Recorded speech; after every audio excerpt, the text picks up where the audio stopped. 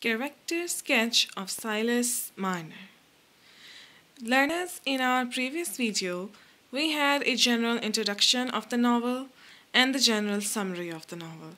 Today, I have prepared character sketch of the main protagonist of the novel, who is Silas Marner.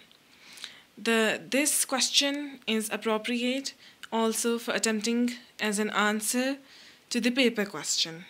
So let's start. Silas Marner is the main protagonist of the novel.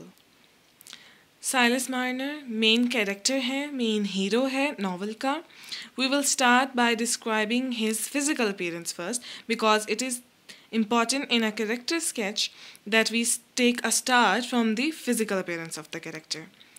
So his physical appearance is he is pale with strange, straining, short-sighted eyes, withered and meager in appearance. Silas pale है, weak है, उसकी short sighted eyes है यानी वो नज़र का कमज़ोर है और अपीयरेंस भी उसकी बहुत वीक सी है. He is a linen weaver. Occupation उसकी हम बताएंगे. He is a linen weaver which was a unique profession in those times and in Revlo especially. Linen weaving वहाँ उस ज़माने में बहुत कम होती थी. That's why it was a unique profession and इसकी वजह से साइलस की लिनन की वैल्यू भी थी. Due to his appearance and occupation, he is considered as an alien or a devil worshipper by the Revlo people. क्योंकि उस time remote area था ये रेवलो और लोगों की सोच में इतनी ज़्यादा ब्रॉड माइंडेड नहीं हुए थे लोग. दैट्स वाई जो भी एक बाहर से इंसान आता था उसको एलियन कंसिडर किया जाता था या थोड़ा स्ट्रेंज और वियर्ड कंसिडर किया जाता था. डेवल वर्शिपर का यहाँ पे जिक्र किया गया है. ये इसलिए कहा गया है ऑल्सो बिकॉज क्योंकि उस ज़माने में सुपरस्टिशियस लोग बहुत ज़्यादा थे. सुपरस्टिशन बहुत ज़्यादा फैला हुआ था. दैट्स वाई जो भी उन्हें एलियन लगता था या अपने से अलग लगता था वो उसको डेवल वर्शिपर कंसिडर करते थे. Now we will describe the location of his house where he used to live. He lives in a small cottage near the deserted stone pit, isolated from other people in Revlo. Also, his living place shows that how much isolated and antisocial he was from the other people. In a deserted means alone, a lonely stone pit area. And उसको वैसे भी दूसरों से अलग थलग रहना पसंद था. And also his house location was isolated and separate from others. His truthful simple soul was hurt bitterly in a conspiracy plotted against him by his best friend William Dane. Why he was antisocial? Because he had been betrayed by his best friend William Dane. और वो अपने lentil yard से जब वो आया था वो already hurt था और उसका फ्रेंडशिप और इंसानियत पे से एतमाद खो चुका था. So we are having a deep understanding and analysis of the psychology of the character as well. Before coming to Revlo in Lantern Yard, which changed his whole personality and his beliefs were shattered. This is the same reason Lantern Yard में वो उसके साथ ये हादसा हुआ था और वो वहाँ से रेवलो आ गया जिसकी वजह से उसकी पूरी पर्सनालिटी चेंज हो गई थी और उसके बिलीव्स भी शैटर्ड हो चुके थे. In Revlo too, he has been put to isolation and lives a dull and monotonous life. रेवलो में भी उसकी लाइफ इसी तरह से हुई. डल लाइफ गुजारता था, एक ही जैसी लाइफ थी उसकी और उसकी लाइफ में कुछ न्यू या एक्साइटिंग नहीं था. He is considered as a mixture of contemptuous pity, dread and suspicion. रेवलो में लोगों का बिहेवियर उसकी तरफ कैसे था कि उसे तर्स के काबिल समझा जाता था, उसको अवॉइड किया जाता था और उसे सस्पिशियस निगाहों से देखा जाता था. He is an antisocial person who invites no comer to step across his doorsill, nor he strolls in the village to drink a pint at the Rainbow. This means कि वो अपने घर भी किसी को आने नहीं देता था, ना ही वो कहीं किसी के घर जाता था. And rainbow is the in जहाँ पे लोकल पीपल गैदर होते थे और had a drink and conversation, but he never join that.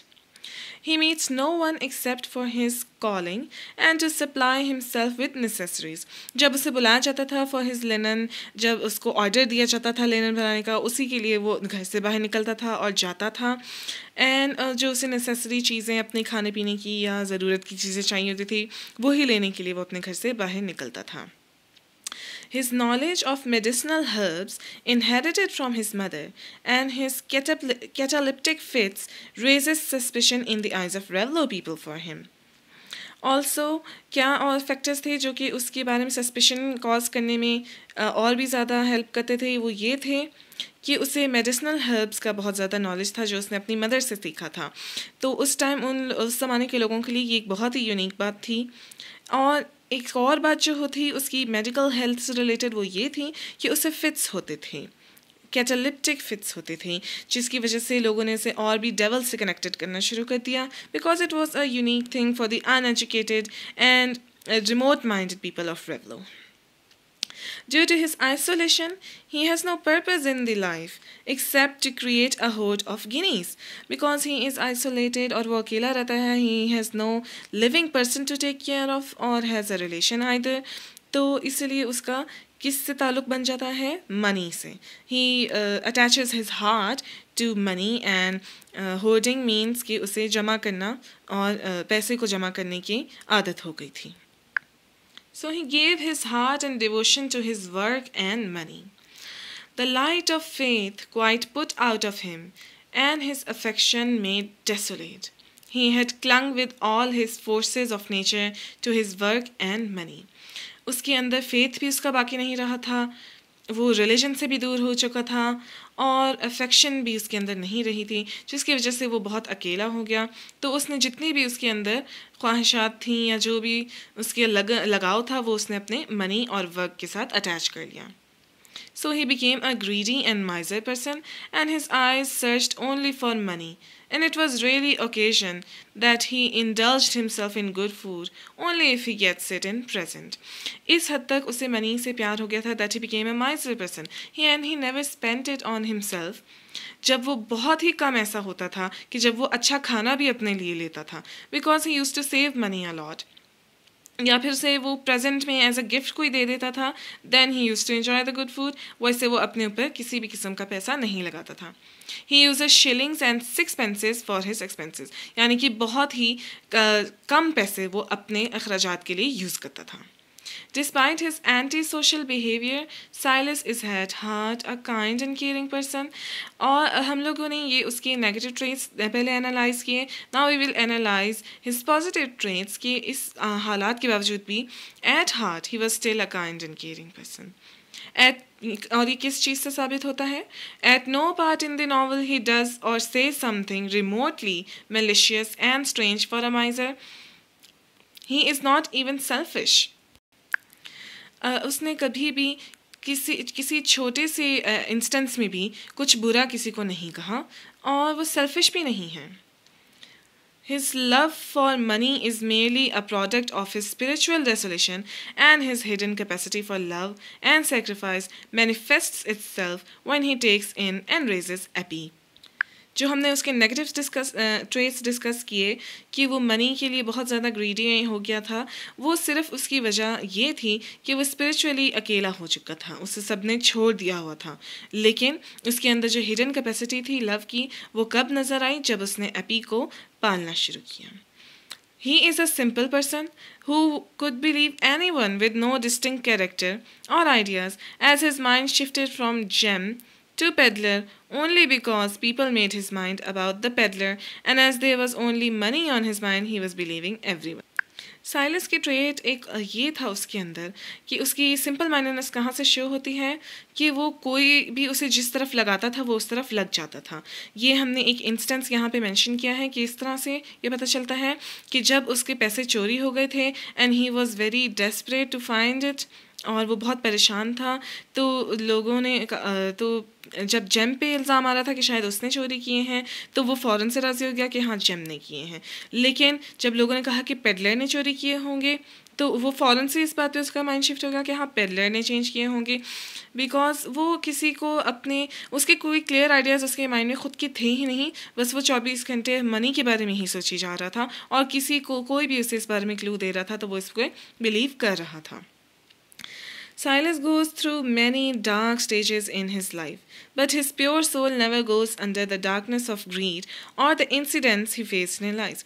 हम ये कहते हैं कि वाकई में वो बहुत ही टफ लाइफ उसने देखी, लेकिन इसकी वजह से उसकी जो प्योर सोल थी वो कभी बुरी तरीके से अफेक्ट नहीं हुई. He never changed into a bad person. In his truthful, simple soul, not even the growing greed or worship of gold could beget any vice directly injurious to others.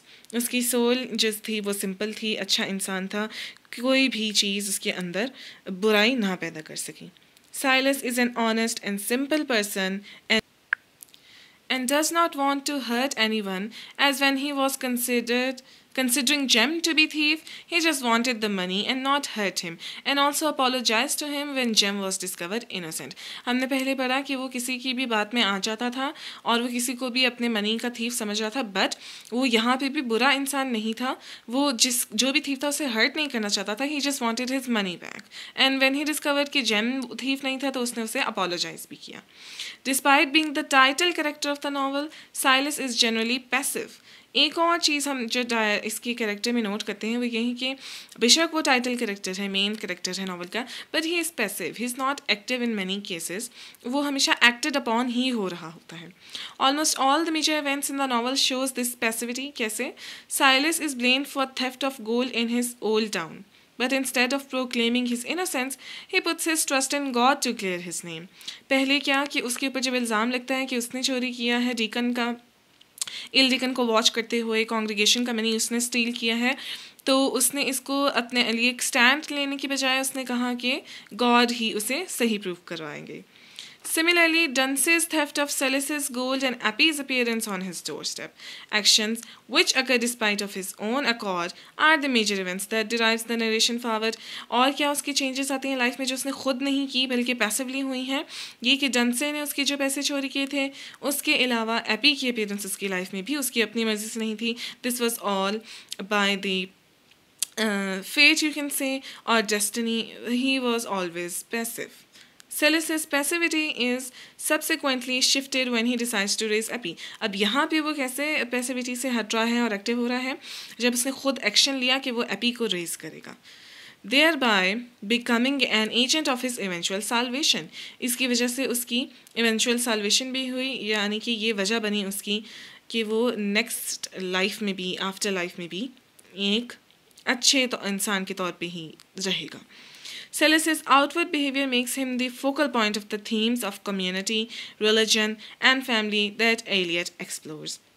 जो उसका आउटवर्ड बिहेवियर है वो main themes भी इस novel के बनाता है, which are community, religion and family, जो कि एलियट राइटर ने इसमें एक्सप्लोर किए हैं.